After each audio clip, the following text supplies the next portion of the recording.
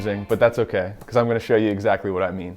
So as you can see, I set my iPad up directly next to the canvas so I can continue looking back at my photo of the sketch and comparing the comic books underneath to the comic books on the surface of the canvas. I always like to find scenes that are pretty easy to begin with, such as the circle of the helmet of the football player.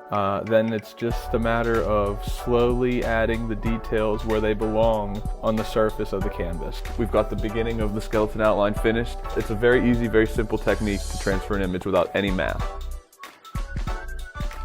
We've got the skeleton outline of the entire image finished. It's very rough and very hard to make out at first glance, but that's where our childlike instincts to color in the lines comes into play. Before I do that though, you can see I left this whole area blank, and if you look at the image, that's mainly the sun heart. So if I go ahead and incorporate the sun heart next, I'll know what details underneath I'll need to add. So let's add the sun heart, and then let's start coloring this baby in. So you can see I went with a stenciling technique to transfer the sun heart onto the image. I draw the sun heart so much that perfection is very important.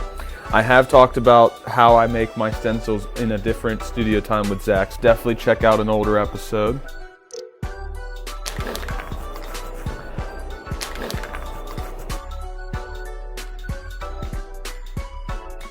Our sun heart is going to guide us on all the information behind it that we don't need to incorporate to keep us less confused. Now what I'm going to do is to start breaking apart the individual levels of the painting. And really, if you can transfer the comic books onto a surface, then you are one step closer to perfecting the comic grid system. And if you actually try the comic book grid system out for yourself, send me what you come up with. I'd love to see the comic books you used. I'd love to see the images you guys are working on. And I want to see how you felt the comic grid system helped you. Now, that being said, let's keep working.